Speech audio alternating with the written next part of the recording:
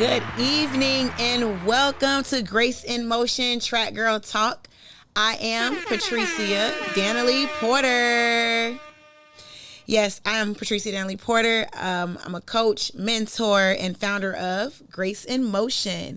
And I am excited to have you in this space, in this place with me on tonight. We have some amazing things that we're going to be discussing. And I am just blessed that you guys are here with me on tonight. So if you're here, I would like for you to go ahead and tell me where you're from. If you were here the last time, just put in the comments, I'm back again, back again, back again.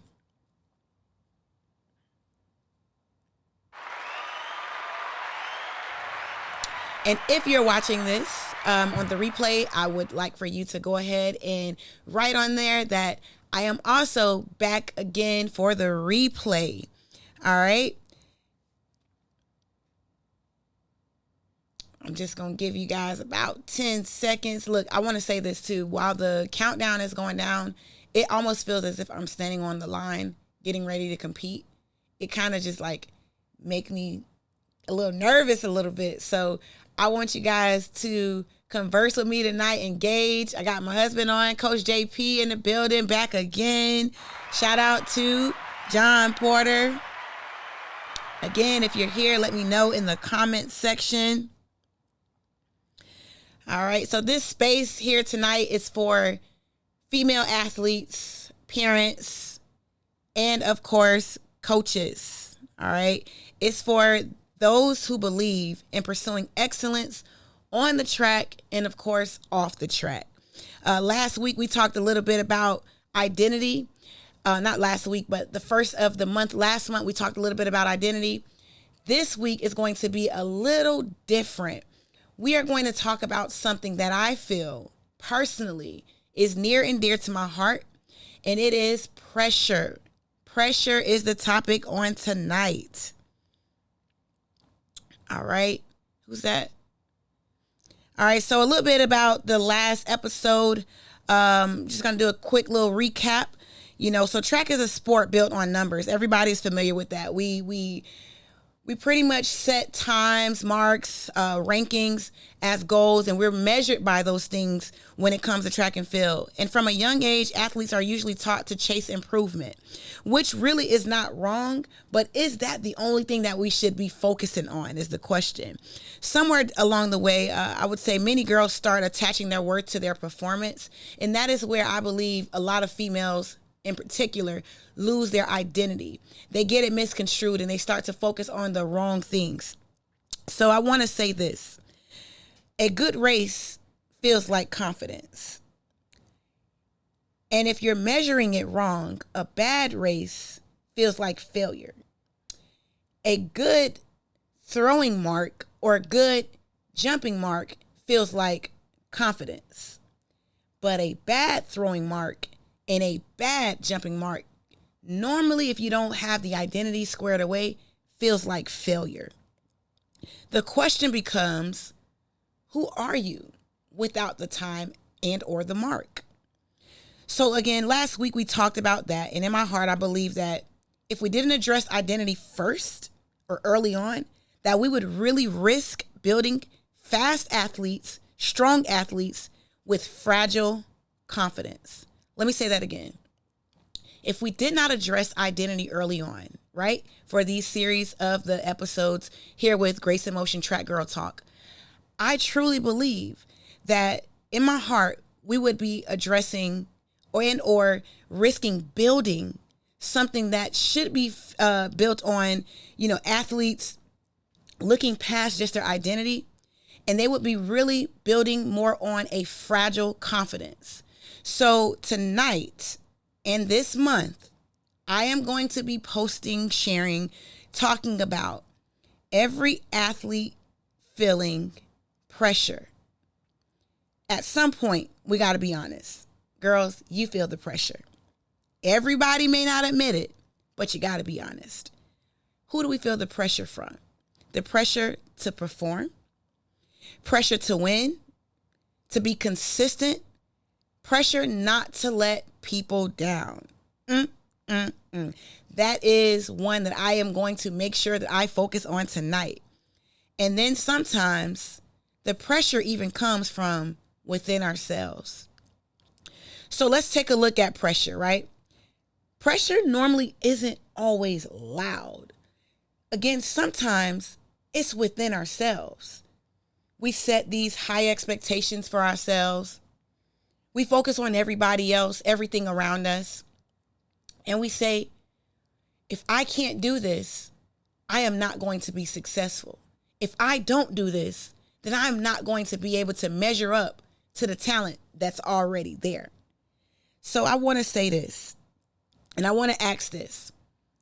Parents, coaches, anybody who's watching, girls, if you're on the replay, I know there's a lot of middle school track meets on tonight, so I know there's going to be a lot of you coming through on the replay.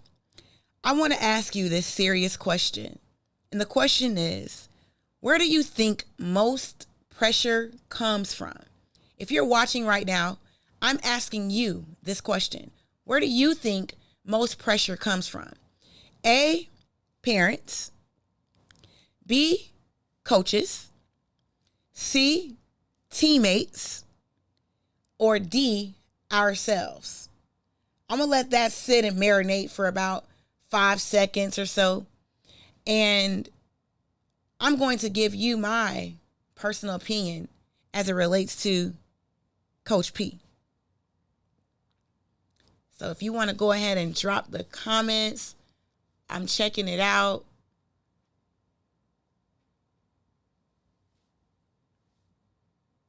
And again, if you haven't ran track before, if you're not a track coach, but you're from the outside, you're a spectator, I want to know what you have to say as well.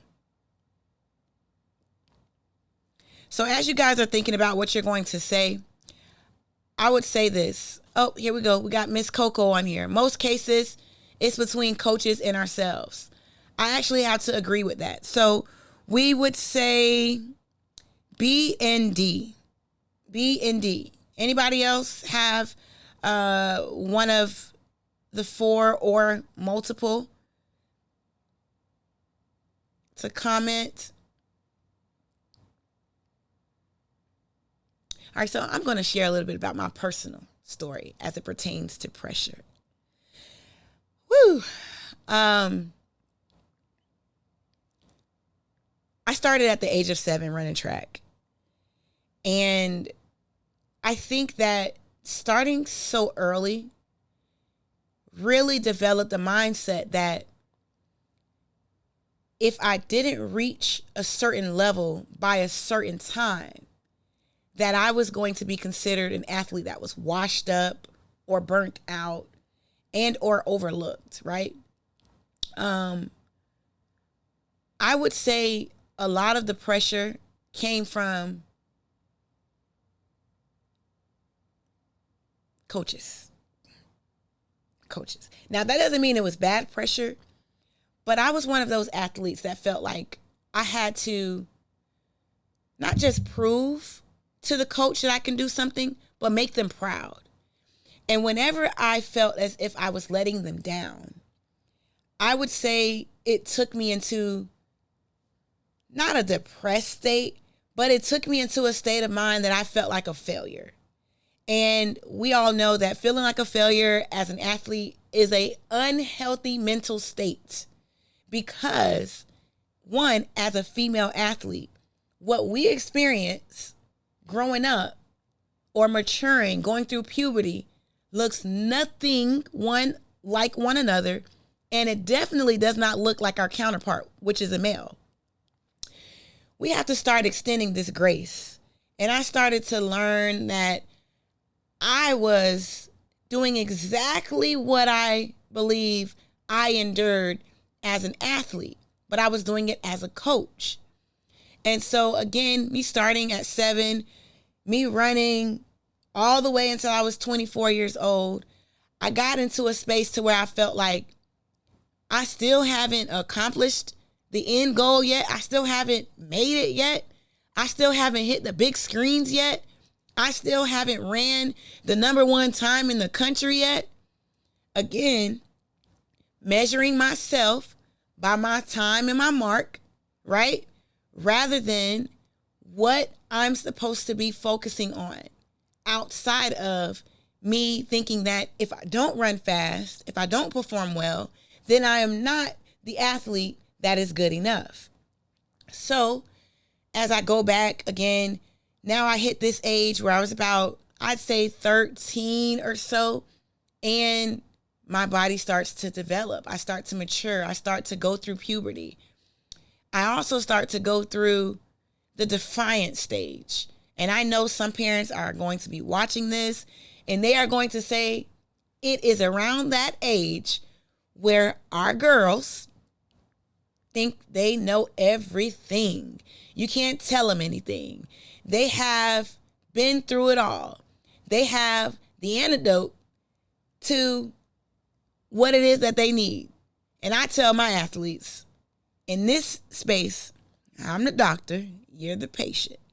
The patient can advocate for themselves, but I've kind of walked this walk a little bit. I don't know everything, yet and still, let me provide the best treatment for you so that you can be the best version of yourself, so that you can heal like you're supposed to, so that you can compete like you're supposed to.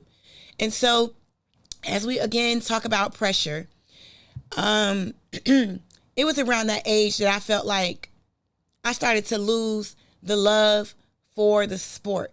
I almost felt like everyone believed in me more than I believed in myself.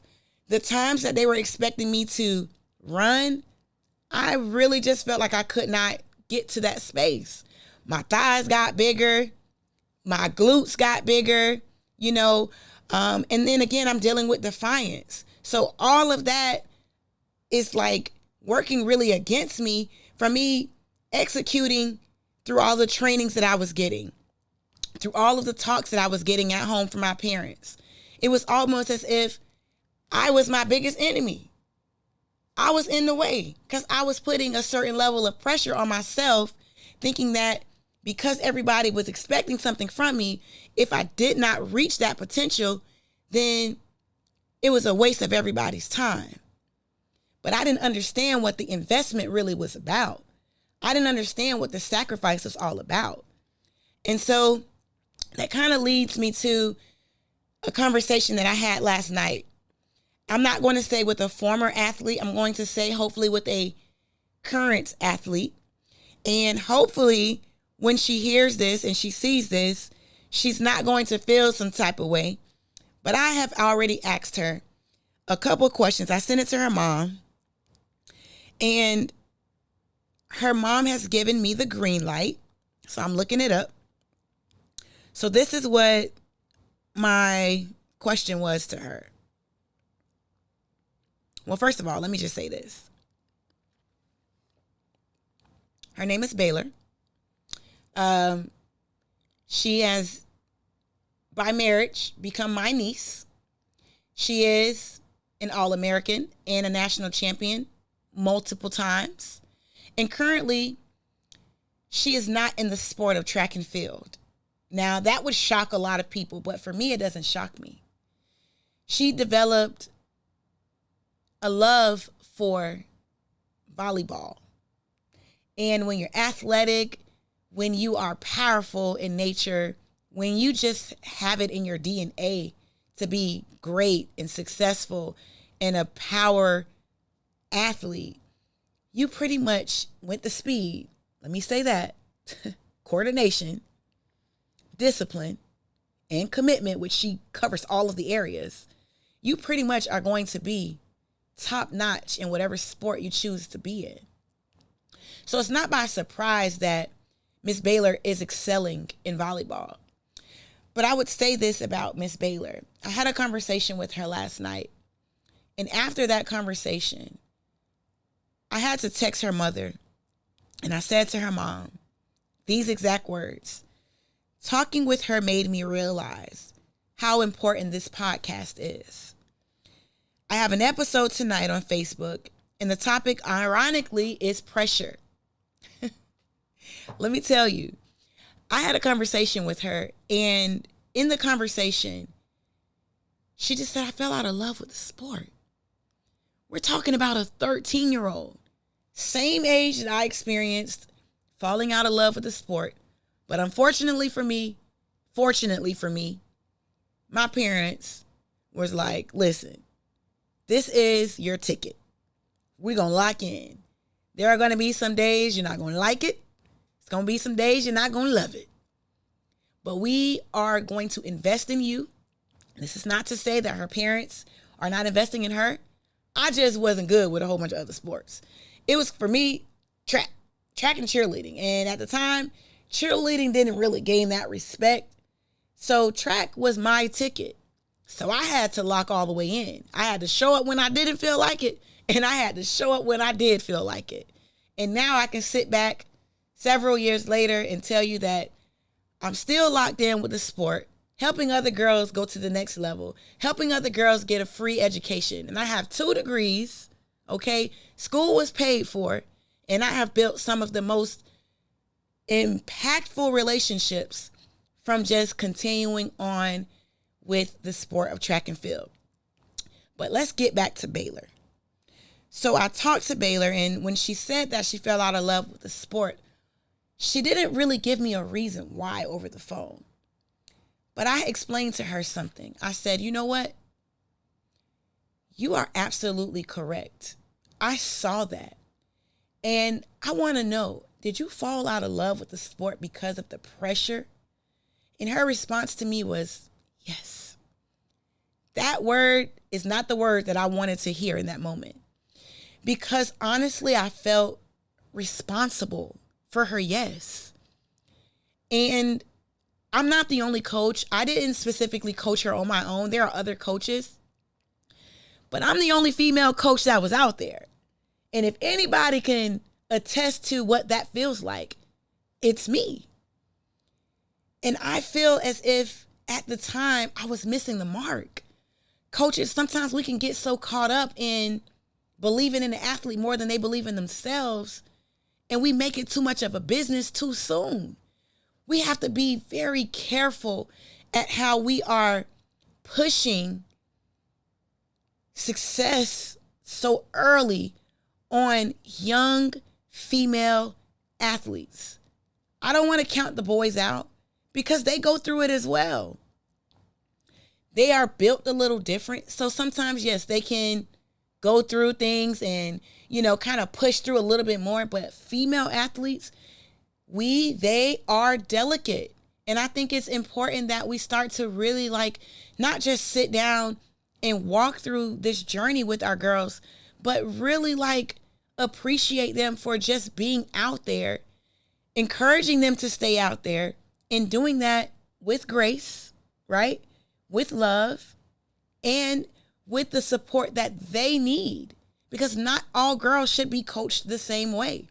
You have some girls that got that dog in them. You have some girls that has a certain level of grit. And then you have a level for some females where they're out there trying to find themselves. They're enjoying it. They're, just trying to figure out who they are in the sport, where they're going to be good at, how well they're going to perform. And so you have to kind of just take all of that in and just really lock in on who you're coaching and what you're coaching. So again, I asked her mom to have her answer this question. And the questions were,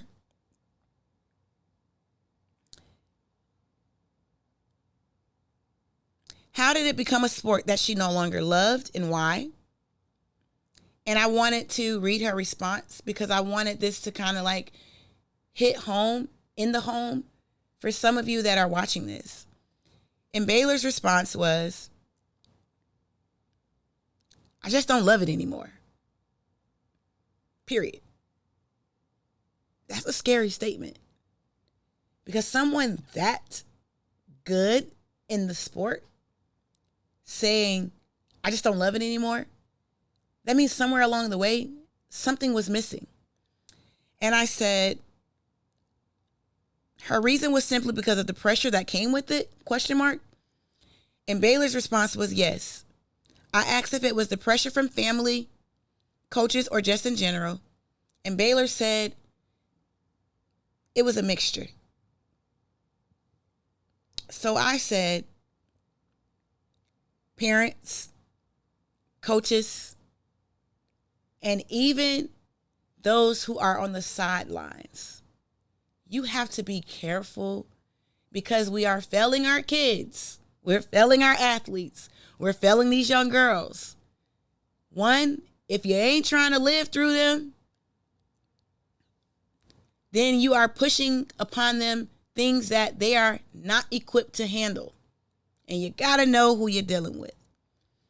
So then I went so far to reach out to some of the GOATs, Miss Lakeisha Gamble and Mr. Stephen Gamble.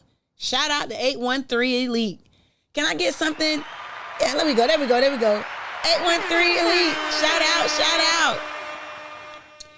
And we've been, just writing back and forth. I've been sitting back in the background watching their young daughter. Her name is Nyla Gamble, and she attends Armwood High School. She is the record holder, All-State, 6-time All-American, number 2 junior, number 8 in Florida, conference, county, district champ. I mean, you name it, all of it. She's actually competing currently right now tonight. So when they do watch this, I hope that they go ahead and share this because I want people to hear what it is that she had to say. So I said to the parent, let me see where my question was exactly. All right. How does Nyla overcome her fears? How does she handle the hype and the pressure? And how does she stay locked in as a top-notch athlete? And these were her responses. She said, I don't fear anything. Can I get another one? She said she's fearless. That's powerful. Her mother said, I asked her the second part of the question, and she said, I don't know. I just go out there and I just do it. I pushed her to give more, and this is actually what she said. These are the words of Nyla. I guess they call her Nana. Honestly, I just tried to stay focused and not let pressure get to me. I know people might expect a lot from me, but I just remind myself to trust my training. That is big. And to go out there and do my best. That is also big. I stay locked in, and by thinking about my goals, listening to my coaches, and remembering why I work so hard. Being a top athlete can be a lot sometimes, but I like the challenge, and I use it to push myself to get better. And then Lakeisha says, if you knew my daughter's personality, you would understand her first statements. She's very nonchalant. She says she doesn't think, she just does. We never have to give her a pep talk or strategy talk or anything. I just remind her to eat and drink, and she does the rest on her own. Now, to me, that sounds like the athlete, the child that we all want to have. Because when you have an athlete that shows up, works hard, is prepared because they've done everything that they were supposed to do, you can pretty much bet that there's going to be lack of pressure because they are going into it with an expectation.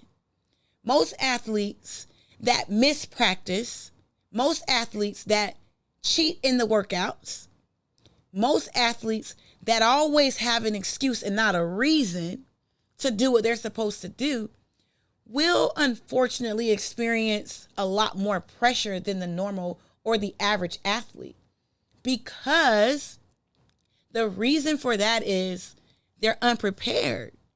Listen, I can't show up to my job in night clothes, bedroom shoes. What do you think? I'm going to feel some pressure from my boss. I can almost guarantee you when they come into my classroom, I'm going to be on pins and needles, hoping that they don't see what I have on my feet, hoping that they don't see that I'm unprepared for the day, hoping that they don't see me scrambling, trying to get it together. That's going to be a certain level of pressure. We deal with certain levels of pressure because we put it on ourselves. Now, I was telling you my story, telling you it was a different level of pressure, but we can actually put the wrong type of pressure on ourselves because we're not ready. And I know everybody say, oh, if you stay ready, you'll never have to get ready. Well, what does that mean? That means when you show up, you don't just be present physically. You show up mentally. You show up psychologically. You've eaten like you were supposed to. You've hydrated like you were supposed to. You've done all of the things that the coaches expected of you and from you. You are not just confident because of a PR. You're confident because you are doing what it takes to be great. That's the difference. You're showing up ready to put the work in. I used to say this to my athletes all the time. No work, no results. No work, no results.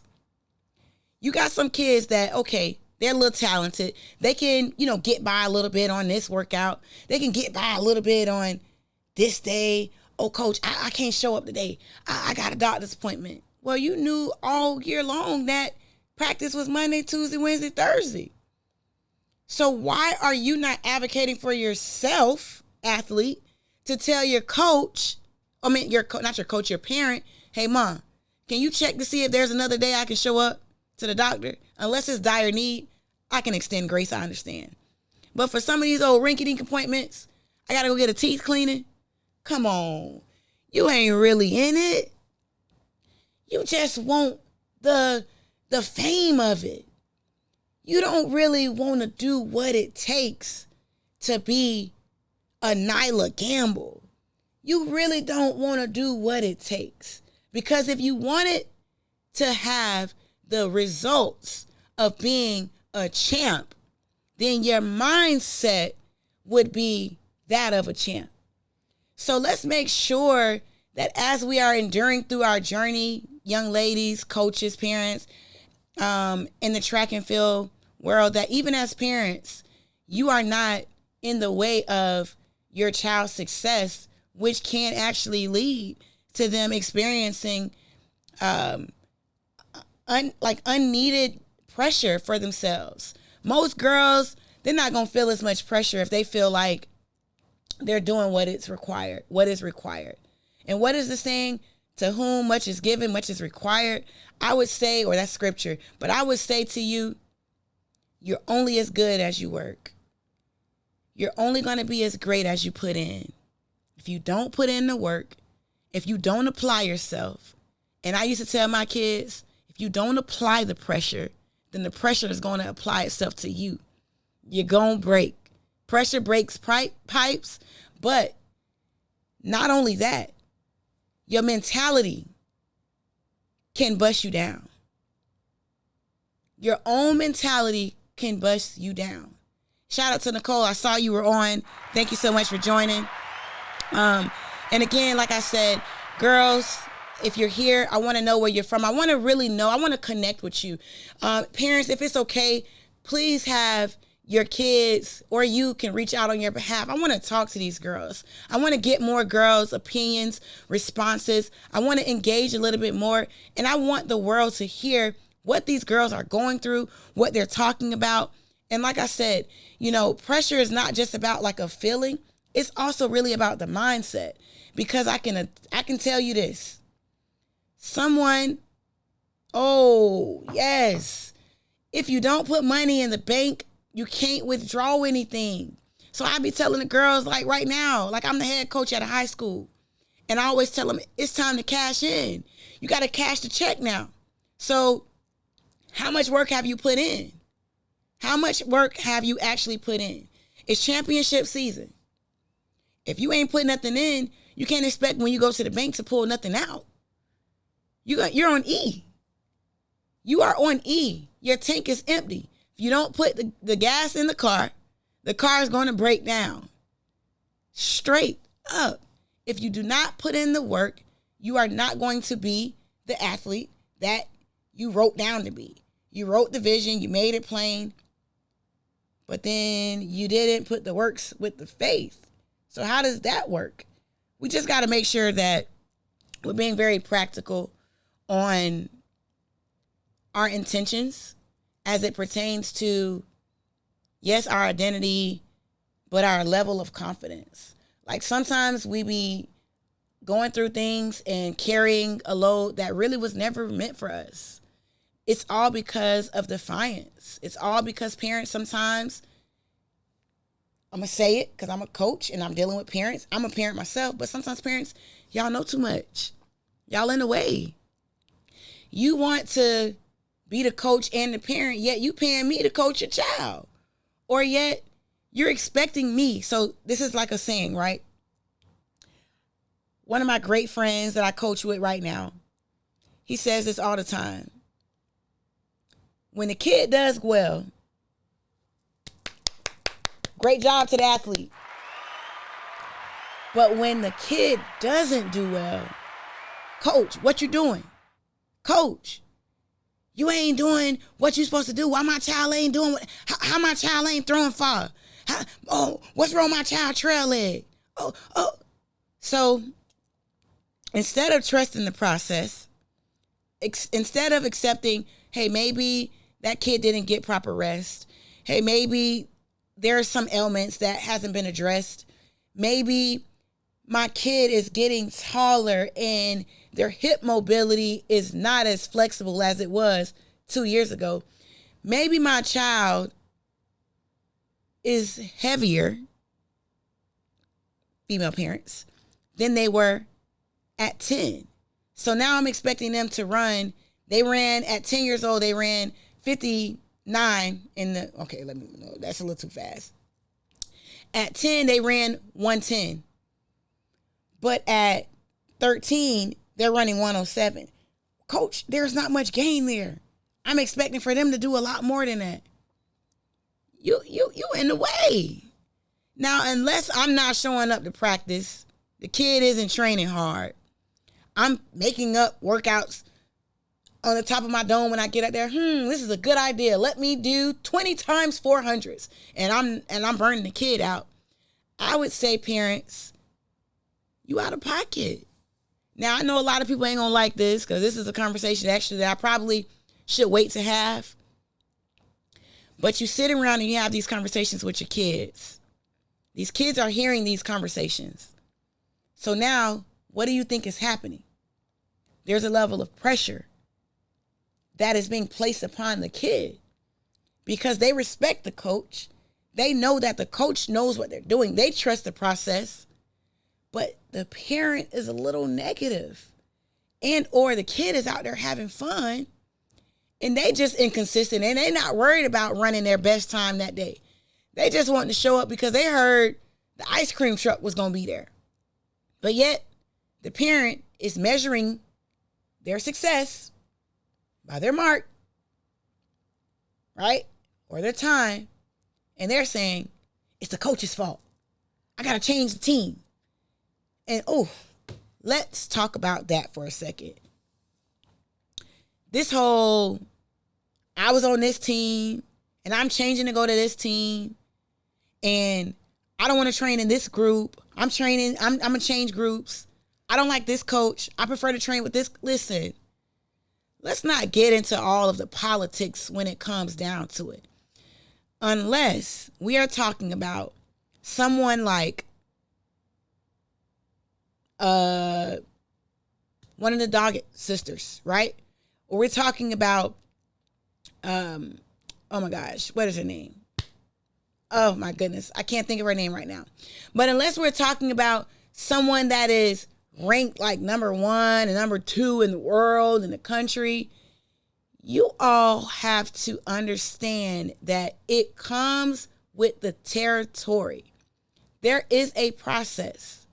And when parents start to get too involved and try to dictate, right? I understand you're the parent, and I know we can't control. Get this from Coach Lowood. Shout out to Coach Lowoods. We can't dictate the kid's parents' money or what the parent decides to do with the child. What I mean when I say dictate, you want to dictate how soon you see results. And not every athlete is the same. So here it is. You see a kid, They've developed close relationships with the coaches and the kids that's out there. They're enjoying it. They're excelling, but not as fast as you'd like. But the base is being built. They're learning a whole bunch, and it's going to take time. You say, you know what? I want to try something different.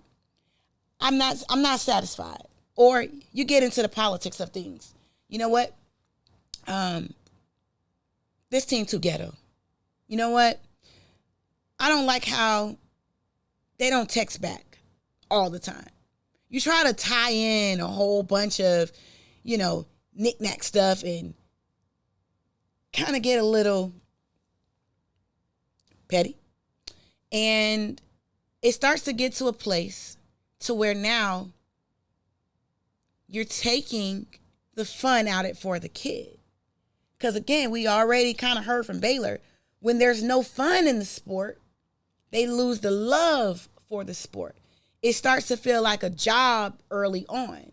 Now you got some kids who just, I say they about their life.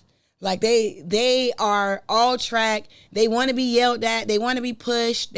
I talked to my daughter and she was doing a workout one day, my 6-year-old, and she says, I said, I know that's hard. And she said, yeah, it's hard, but that's what it takes for me to be good. This is coming from a 6-year-old. She said, it's supposed to be hard, Mommy. That means I'm getting stronger. I could have dropped the mic. So you do have some exceptions to the rule. But for a mass majority of our girls, they're not all like that. We literally, my bonus child right now, she prefers fun over being yelled at. That is absolutely normal. That's not abnormal. We don't understand that some people just have a different level of capacity. And once we start to understand that, and again, that's Jalea Porter. Shout out to her, Jalea the Champ. You can follow her on Instagram. We have to understand, though, as parents and coaches, we have kids like that. We just have to sit back down, go back to the drawing board, and create a better strategy to pull out all of the talent from them. So we have to make sure it stays fun. We don't add too much pressure, but we keep them grounded at the same time. So again, all athletes are different. There's categories, there's levels to it. And I'm just, wanting to talk about this because I do see that some parents, they like to jump ship. They like to go from one team, one to another. And I don't recruit other people's kids. I don't ask other people's kids to come run track for me, come jump for me, come join my track team, because I just feel like it's not always greener on the other side. You can come over here and I can deal with the same issues the coach that had you before was dealing with. I don't know what I'm being dealt with. So try to stick it out. If this is a message that somebody needs to hear, I would just say be patient, man. Trust the process. Not all processes are going to look the same. Not all results are going to look the same. And all kids are not going to handle pressure the same. There's good pressure, there's bad pressure. But it should never be unhealthy pressure. It should be something that encourages the athlete. It should be pressure that they want to apply when they step on the track, just because they know they've been applying it every day, every training session, all of the small meets in the off season. It should be pressure that is setting them up to be where they would like to be. I say this, and I'm not going to hold you guys. We are preparing for something very special. That is July 8th. July 8th is going to be an all-girls conference. The first Grace in Motion all-girls track conference. And shout out to Dred. I see you. I can say this because I'm not recruiting. Bring my girl back. Listen, the atmosphere out there at Florida Elite Track Club, when I tell you it's fire, we got something special cooking. I don't want to spill too many of the beans, but we have something really special that we're doing. We're trying to build more than just champions. We're trying to build community. We're trying to build more than just consistency. We're trying to build legacy. I say this, we are now 27 years in our program. And this is our 25th annual this year. We are one of the longest lasting standing clubs. It's for a reason. And when I started to recognize girls like Baylor, who was losing the love for the sport, to kind of dwindle away, and I started to see that girls who were winning national championships together were kind of veering off and doing their own thing, I had to take a pause and kind of do a little reflection on myself and say, like, what wasn't I doing? I wasn't putting it on any of the other coaches.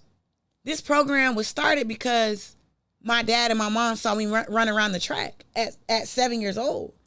So I feel like it's a part of my problem. And because I'm a geometry teacher and I like to solve problems, I thought that it was necessary for me to figure out how to get these girls locked back in, how to get them to stay connected, how to make sure that this space was created so that my 15-year-old and my 6-year-old and my 8-month-old, when they get at a certain level, never have to endure and have to go through. So this is very important.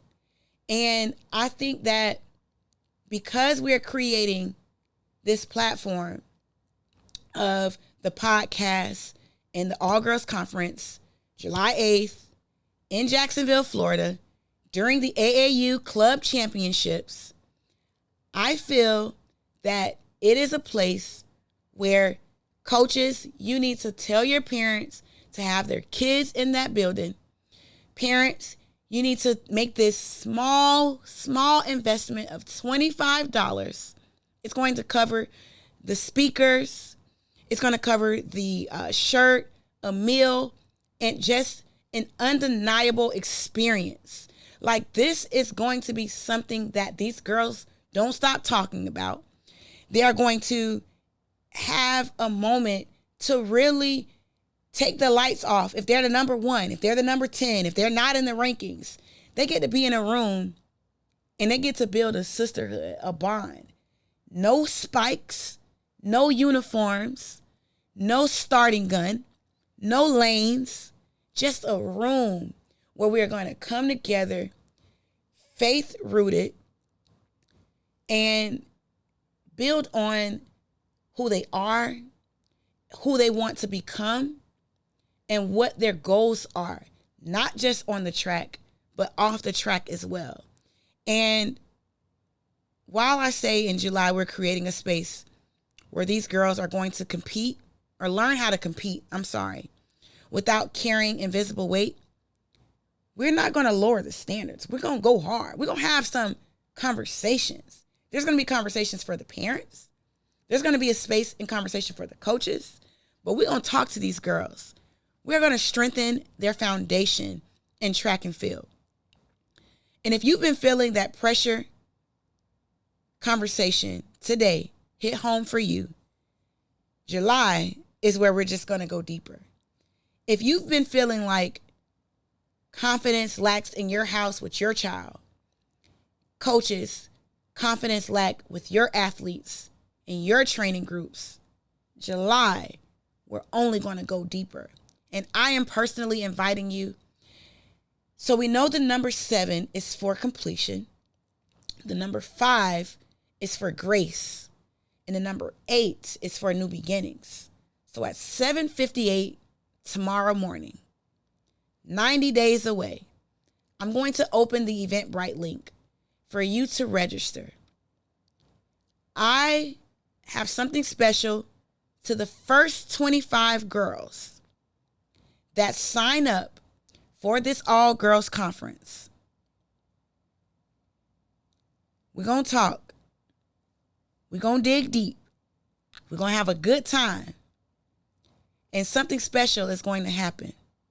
I want every young lady, every young female that is listening to this to understand something. Your value was established before you ever stepped on the track.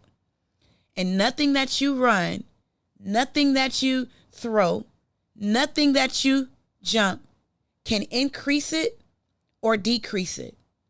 And here's what I want every young woman listening to also remember, your time, your mark is something that you produce. It is not who you are. Excellence and grace can coexist. And who you're becoming matters more than what you're running, more than what you're throwing, and more than what you're jumping. See you next month, May, first Wednesday at 6:30. We're talking about leadership. I got something special. I got some special guests coming. This is Grace in Motion. Your girl, Coach P.